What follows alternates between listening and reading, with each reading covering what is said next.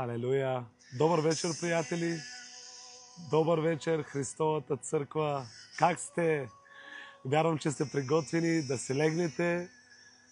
Днес е стартирал нова седмица за вас, за живота ви, за работата ви, нов сезон. Приятели, защо се включвам на живо? Включвам се на живо, за да ви освободя слово, което вярвам, че Бог ме води за някой от вас. Словото, което ще освободя за малко, е: почивката намира Неговата благодат. Почивката намира Неговата благодат. Ако искаш да ходиш в почивка, ще трябва да се довериш на Господа за живота ти. Не говоря за тази почивка да не отиваш на работа, да бездействаш и да останеш така вкъщи. Не, защото и Словото казва, че който не работи, няма да яде. Разбира се, че не става въпрос за работа. И дори Бог, когато е създал Адам, той го поставя в Едемската градина да я обработва. Бог нямаше нищо против работата. Разбира се, че работата е от Господа. Но тук става въпрос за онова вътре в себе си. Това, което го криеш.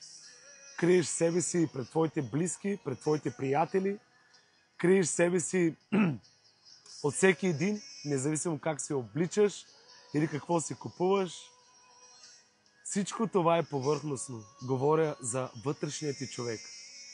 Не просто за тялото ти, а за това, което си ти. Ти си дух, живееш в тяло, имаш и душа.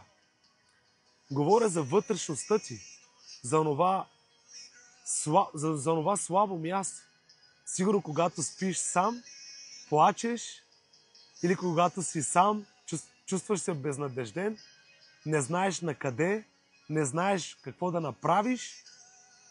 Отиваш, може би, на работа всеки ден с някакви очаквания. Днес дали ще ми се случи нещо ново, дали ще се промени животът ми. И слагаш си дежурната усмивка на лицето, все едно всичко е наред, но ти знаеш отвътре, че нищо не е наред. Продължаваш да се притесняваш, продължаваш да се бориш. Искаш да постигнеш нещата със собствените си сили. Продължаваш, правиш какво ли не, всичко и накрая резултати са нула. Даже понякога е по-лошо. С това, че не става въпрос дори само за думи, защото Божиите думи не са просто реплики, не са просто като поправки, просто ги казваш и ето виж, като магия се случват. Не, говоря ти за вътрешното ти убеждение. Време е да осъзнаеш кой си в Христос. Време е да предаваш вътрешността ти на Господа.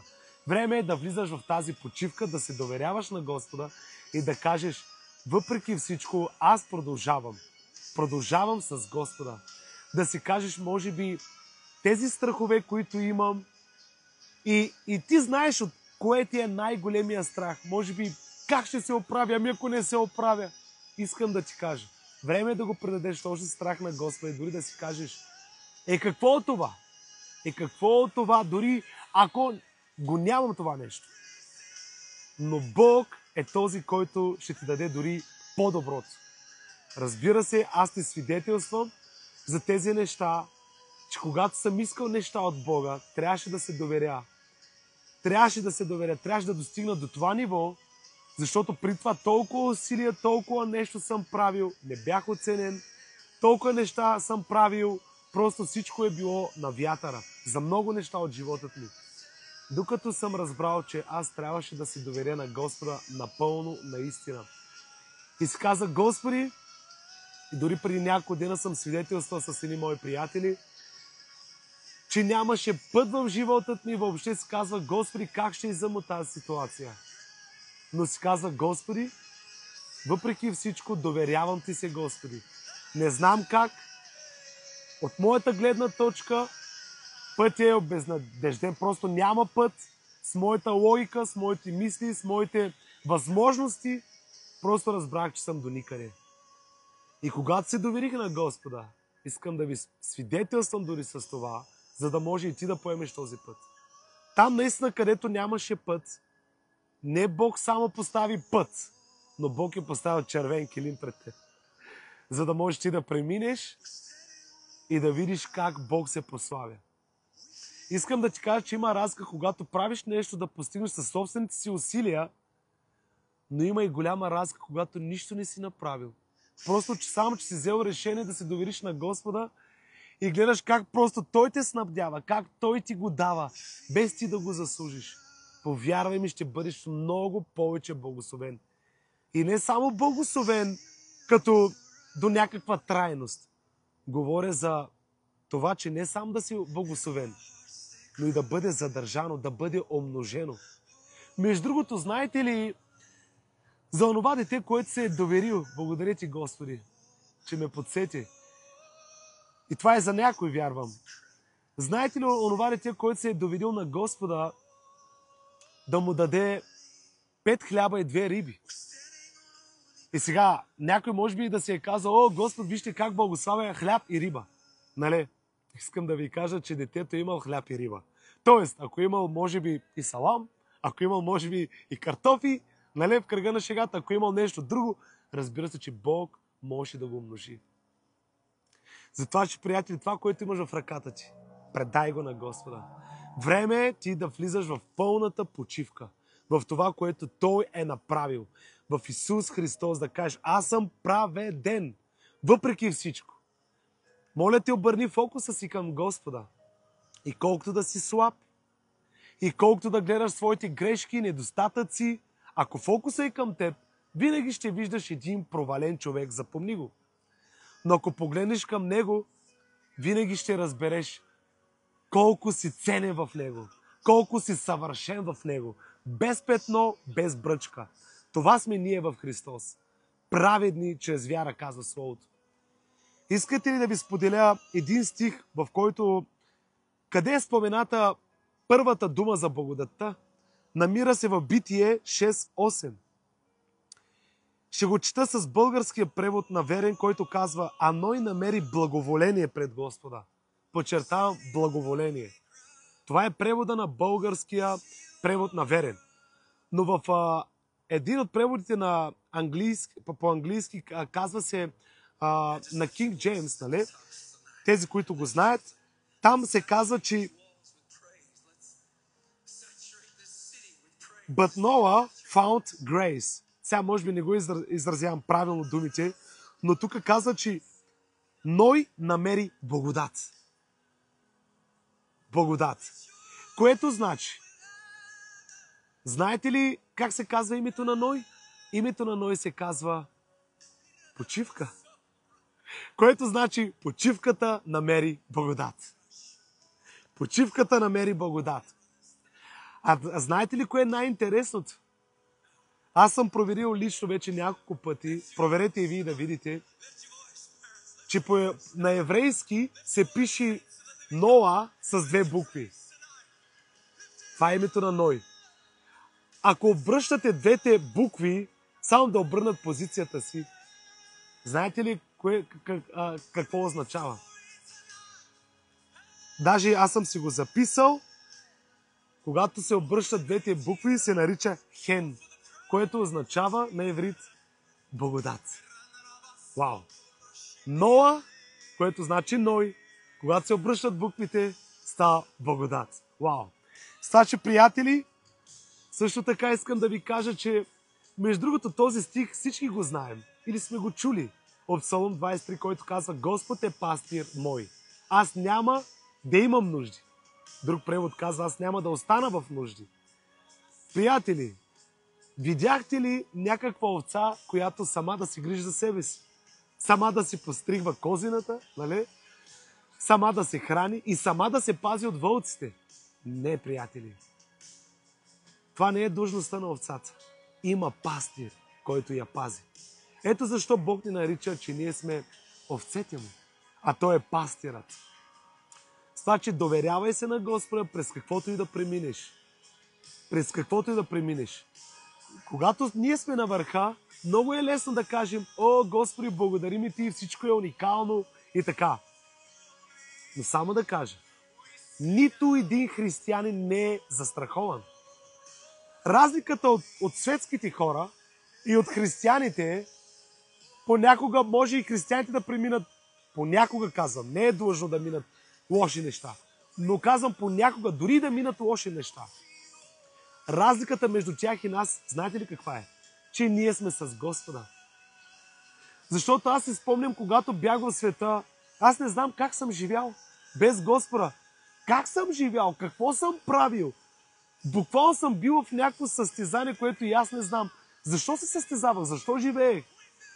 Без никаква цел. Без никаква цел. Но когато предадох живота си на Господа, разбрах, че сърцето ми, това, което търсеше, цял живот го е намерил. И това беше Исус Христос. Сърцето ми имаше нужда от сътворителя, който го е сътворил. И това е Исус Христос. Това, че приятел, не знам кой си, не знам къде си, може би това слово не е случайно. Бог сега го говори на тебе, приеми го.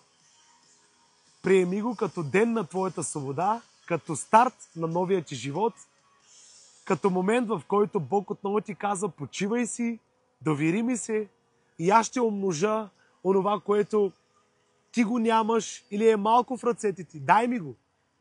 И онова, което го нямаш дори. И си казваш, Господи, накъде? Ти си извикал към най-точния. Ти си извикал към Твоят Господ и към Твоя Създател. С това, че влез в Неговото завършено дело. Той не случайно е умрял. Той е умрял точно за такива като теб. Дори говоря за човек, който, ако се чувстваш толкова зле, ако си дори в света, ако си толкова грешен, дори ако си християнин, който си съгрешил, искам да ти кажа често. Ако ти не знаеш кой си, а си влезнал и си се покаял и си казваш, Господи, ето виж, приехте, но сега, Господи, съгреших, от мен нищо не става, докъде и как ще продължа. Не, това не са думите на Господа. Това е обвинителя, който те обвинява. Ти трябва да знаеш кой си в Христос.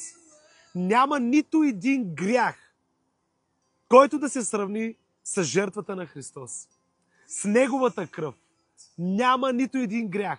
И дори, вдигам летвата, дори греховете на целия свят не могат да се сравнят с кръвта на Исус. Тази кръв беше пролята точно заради теб. И Той знаеше, че ти си слаб. Той знаеше, че ти ще сгрешиш. Той знаеше всичко. Не е ли Бог, казва Словото, който е вчера, днес и завинаги? Той е единия същ Бог. Искаш да кажеш, че Бог се е изненадал от твоя грях, от твоята грешка, че до вчера ти си обещал пред хората. И си казва, защото се довери на твоята път. И си казва, от днес нататък аз няма да сгреша край. Нали? Само, че ти се оповаваш по този начин на твоята път.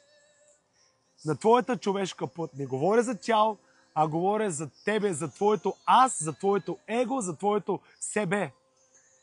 Но когато гледаш, че ти отново се провали и стигаш до един момент, в който си казваш, окей, аз не мога, аз съм до тук. Но сега от тук нататък аз се доверявам на Него. Всичко това, което съм, такъв какъвто съм, аз се приемам, защото моят Господ Исус ме е приел такъв какъвто съм. Предаваш се на Господа изцяло и ще виждаш добри резултати. С това, че, приятели, аз съм си приготвил Господна вечеря тази вечер да вземем, за да стартираме седмицата с Господа. Може да го правите всяка седмица, може да го правите всеки ден, дори може да го направите и няколко пъти на ден. Взимайте колкото искате. Дори ако някой пие лекарства, искам да ти кажа, че пий си пак лекарствата, ако искаш. Но преди да пиеш лекарства, вземи Господна. Вземи свято причастие. И започни да кажеш кой си в Христос. Защото това тяло точно беше дадено точно заради теб. И тази кръв беше пролята точно заради теб. Ти си специален пред очите на Господа, ти си уникален, ти си ценен, ти си благословен, ти си праведен. Ей, вдигни се! Повдигни очи към Господа. Той те обича и Той те очаква. Спри да се обвиняваш. Има надежда в Господа. Винаги има надежда. Аз съм си мислил, че преди съм си мислил така, че ако греша втори път, вече Господ, викам, не е за подигравка, викам, нали? Само да ти кажа. И 2 пъти, ако си съгреши, и 3 пъти да си съгреши, искам да се изправиш. Аз не ти давам повод за да съгрешиш. Аз искам да ти кажа, че благодата е онази ръка на Господа, която Той те издига от ямата. Затова, че ако си го издигал горе на планината и сега ако си преминал през долината, искам да ти кажа, че твоята хвала е много ценна. Точно в този момент ти да вземеш свято причастие и да кажеш, въпреки всичко, аз съм праведен. Въпреки всичко, аз отдавам слава на Господа. И ще виждаш как Той ще направи пътя ти да бъде много по-успешен и да бъде по-ефективен за тебе. С това, че благославям ти в името на Исус. Само за малко, извинявайте. Тук бях си написал едно нещо още да добавя. Ако сте в почивка, в Божията почивка, това, което е направено за вас, ако сте в тази почивка, ще постигнете от целта си много по-бързо, отколкото с вашето плътско движение. Затова, че влеза в почивката на Господа, защото Той точно това е целил да ти го даде. Амин. Добре, може да се помолим и да вземем Господна, а за тези, които, ако случайно имате приготвено, нали, имате приготвен хляб, имате вино, може да вземете заедно с нас. А за тези, ако гледате по-късно, също може да си направите. Дори и утре, ако гледате, и в друг ден, когато да е, може да вземеш заедно с нас. Бог е извън времето, за това, че това слово е точно за тебе. Амин. Може да си направиш и сам. Ако има около тебе църква, пастор, добре, може той да ти го даде. Защото това е един от въпросите. Мога ли сам да взема? Разбира се, ако има пастор до теб, да, като почет, почитай го, нека той да ти даде. Ако има някой в дома ти, който е вярващ, също може заедно да взимате. Но дори ако си сам, ти пак можеш да взимаш. Амин. Окей, приятели, ще се помоля точно сега за някой от вас и ще вземем през това време Господна вечеря. Татко, ние ти благодарим първо за твоето тяло, за това, че Господи, ти си го дал за нас. Словото ти каза, че ти си взел всичките ни немощи, всичките ни болести и си ни взел, Господи, всичките грехове. И аз ти благодаря. Словото ти обявява, Господи, че ние сме изцелени. Дори ако не гледаме това проявление върху телата ни или върху душите ни, ние цитираме Словото ти, което казва, че е истина. Дори ако някой има епикриза, ние няма да погледнем към епикризата, ще погледнем към Словото ти, което е истина. За винаги, за вечно. Твоето Слово е истина, казва Господи. Затова, че Господи, благодаря ти. И ние декларираме, че чрез Твоите рани ние бяхме изцелени. Да бъде слава на Теб. Благодарим Ти за нашето здраве, Господи Исус. Амин. Взимайте тялото на Господа.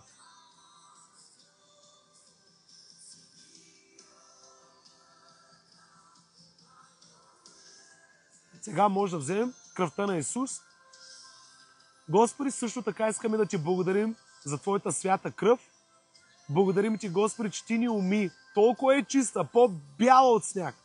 Няма нищо несравнимо, Господи, нито светлина, нито слънце, нито каквото е то било. Нищо по-чисто, Господи, няма в този свят от Твоята кръв, Господи. И аз Ти благодаря за Твоята кръв, която ни очисти и очиства, каза Словото Ти. Всеки ден тя ни умива, Господи.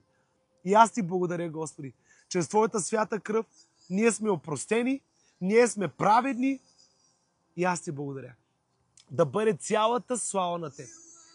И точно заради това, че ние сме праведни, благословенията, изцеленията идват и проливат като проливен дъжд.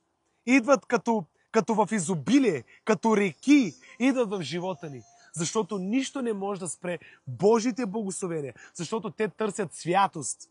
Те търсят праведност. А ние сме праведни чрез Исус Христос. Да бъде цялата слава на Исус Христос. Амин.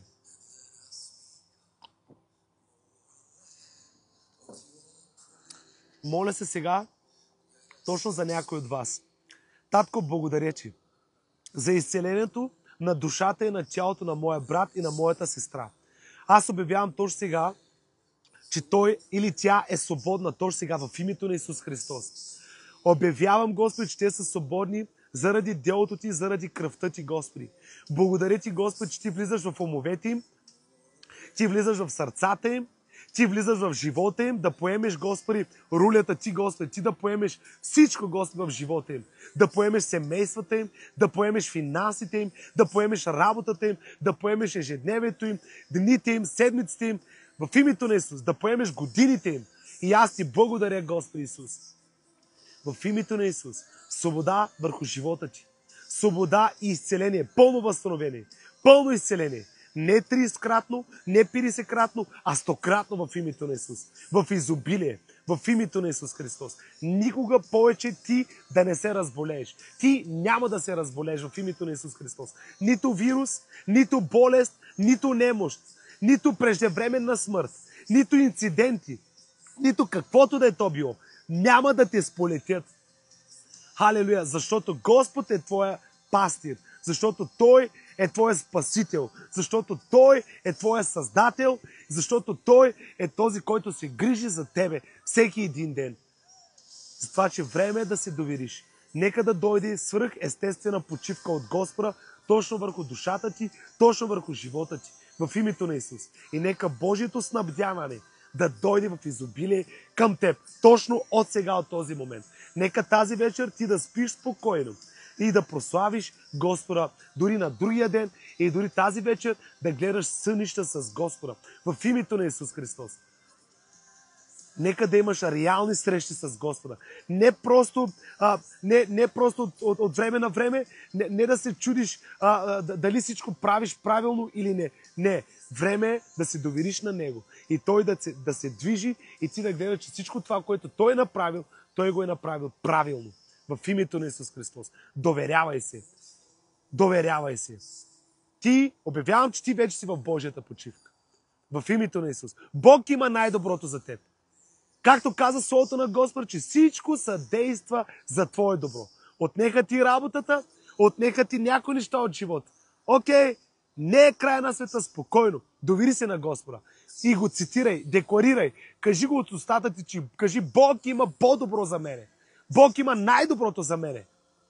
И ще видиш. Стой там и ще видиш чудесата на Господа. Благославям ти в името на Исус Христос. Аз съм пастор Алекс. Това беше от мен за тази вечер. Очаквайте скоро. Ще се включа често, за да декларирам Божието Слово и Божията благодат. Всичко това, което Господ ти е дал. Платено е, направено е. Амин.